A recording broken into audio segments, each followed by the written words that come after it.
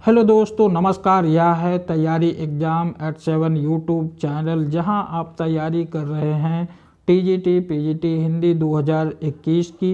दोस्तों, आज हम भक्ति काल के अंतर्गत राम काव्य धारा का अध्ययन करेंगे। दोस्तों, वीडियो शुरू करने से पहले आप सबको अवगत कराना चाहूँगा कि टीजीटी इंटरव्यू के बाद मेरा चयन 69,000 शिक्षक भर्ती में हो गया है। इसी के चलते व्यस्तता के रहने के कारण वीडियो नहीं बना पाया। कोशिश करूंगा कि अब आपकी कक्षाएं नियमित रूप से चलती रहें। तो आइए आज की क्लास शुरू करते हैं।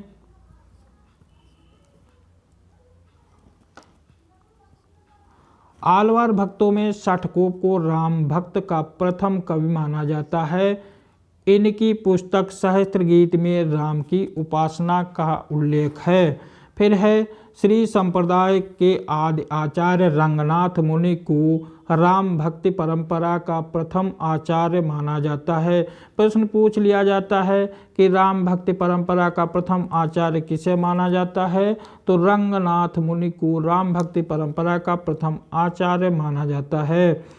फिर है अगला, श्री संप्रदाय में विष्णु और लक्ष्मी की उपासना मान्य है। इसमें प्रश्न इस प्रकार से बनेगा कि श्री संप्रदाय में किसकी उपासना की जाती है, तो विष्णु और लक्ष्मी की उपासना की जाती है। फिर है अगला है, रामानुजाचार्य ने अद्वैत वेदांत का खंडन कर विशिष्टाद्वैतवाद की स्थापना की, जिसके अनुसार ब्रह्म के ही अंश जगत के सारे प्राणी हैं। इसके अंतर्गत प्रश्न पूछा जा सकता है कि विशिष्टाद्वैतवाद की स्थापना किसने की। विशिष्टाद्वैतवाद की स्थापना किसने की, तो रामानुजाचार्य ने विशिष्टाद्वैतवाद की स्थापना की। फिर है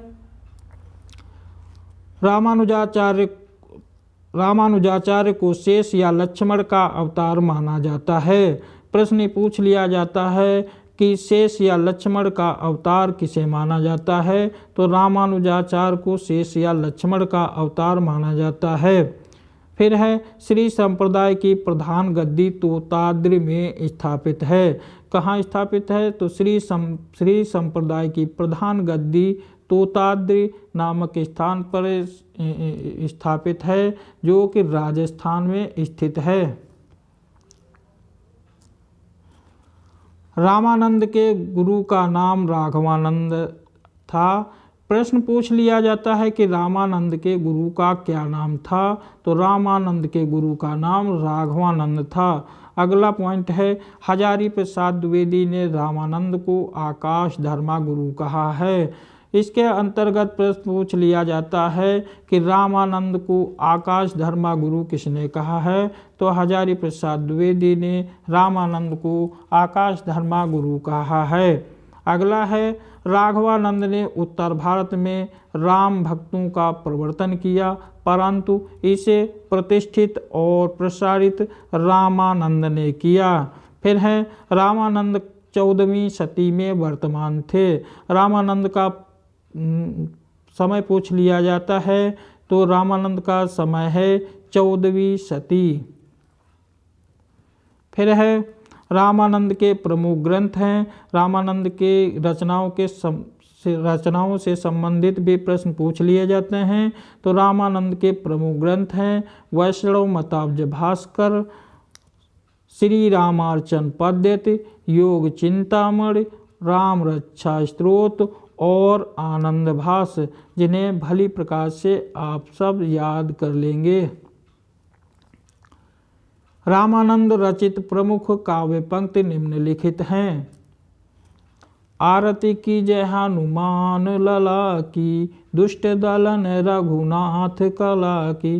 प्रश्न पूछ लिया जाता है कि आरती की जय हनुमान लला की, दुष्ट दलन रघुनाथ कला की, यह पंक्ति किसकी है, तो यह पंक्ति रामानंद की है। फिर है, रामानंद ने रामावत संप्रदाय की स्थापना की। इस संप्रदाय के लोग वैरागी नाम से प्रसिद्ध हुए। प्रश्न पूछ लिया जाता है कि किस संप्रदाय के लोगों को वैरागी नाम से जाना जाता है, तो रामावत संप्रदाय के लोगों को या रामावत संप्रदाय के शिष्यों को वैरागी नाम से जाना जाता है, या फिर रामानंद के शिष्यों को वैरागी नाम से जाना जाता है। अगला पॉइंट है रामानंद कृत वैष्णव मताब्ज भास्कर में उनके शिष्य सुरसुरानंद ने 9 प्रश्न किए हैं, जिनके उत्तर में राम तारक मंत्र की विस्तृत व्याख्या, अहिंसा का महत्व इत्यादि विषय है। रामानंद के 12 प्रसिद्ध शिष्य थे। इनके शिष्यों से कई प्रकार से प्रश्न बनते हैं, तो इनके शिष्यों को याद करना अत्यंत ही महत्वपूर्ण है। इनके शिष्य किसी न किसी इनके अनेक शिष्य किसी न किसी व्यवसाय से संबंधित थे। तो इनके शिष्य हैं अनंतानंद, सुखानंद, सुरसुरानंद, नरहरियानंद, भावानंद, पीपा जो कि राजपूत राजा थे, कबीर, जुलाहा, सेनानाई, धन्ना, जाटिया किसान, रैदास चमार, पद्मावती या सुरसुरी इनकी 2 शिष्याएं भी थीं। फिर है अनंतानंद। अनंतानंद के शिष्य कृष्णदास पयहारी ने सर्वप्रथम गलता अजमेर राज्य में रामानंद संप्रदाय की गद्दी स्थापित की। प्रश्न बनता है कि अजमेर में रामानंद संप्रदाय की गद्दी किसने स्थापित की?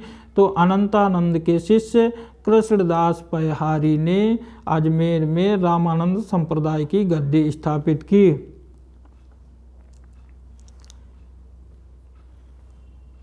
फिर है रामानंदी संप्रदाय में गलता को उत्तर भारत का तोताद्रि कहा जाता है। अगला पॉइंट है गलता में पहले नाथपंथी योगियों का अधिकार था। फिर है अजमेर के राजा पृथ्वीराज पयहारी जी के शिष्य बने। अजमेर के राजा पृथ्वीराज यानी कि कृष्णदास पयहारी जी के शिष्य बने। पयहारी जी के 2 प्रसिद्ध शिष्य हुए अग्रदास और कीलदास। अगला पॉइंट है अग्रदास ने राम भक्ति परंपरा में रसिक भाव का समावेश कर रसिक संप्रदाय की स्थापना की। इसके अंतर्गत प्रश्न पूछा जाता है कि रसिक संप्रदाय की स्थापना किसने की?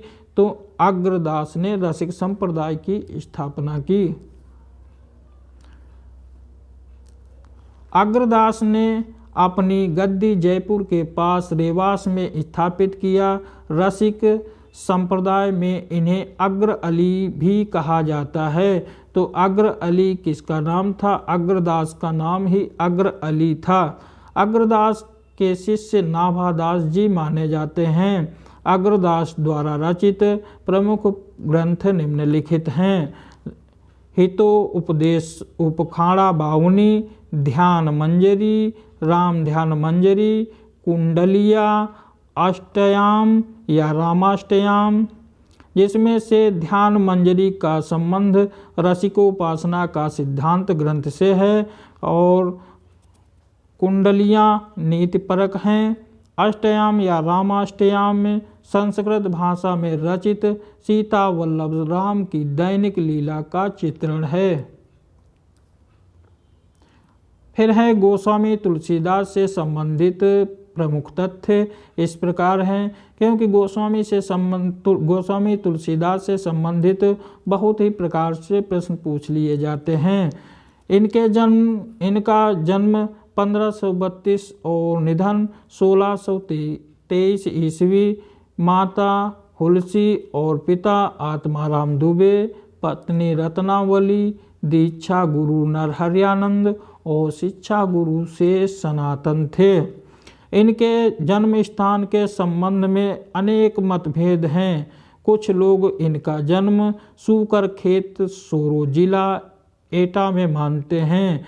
जिला सूकर खेत सोरो जिला एटा में मानने वाले विद्वान हैं लाला सीताराम, गौरी शंकर द्विवेदी, हजारी प्रसाद द्विवेदी, राम नरेश त्रिपाठी, रामदत्त भारद्वाज और गणपति चंद्रगुप्त।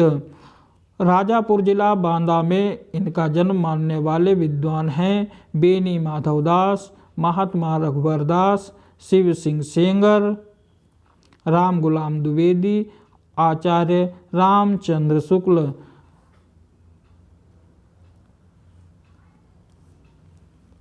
आचार्य रामचंद्र शुक्ल तुलसीदास को स्मार्त वैष्णव मानते हैं।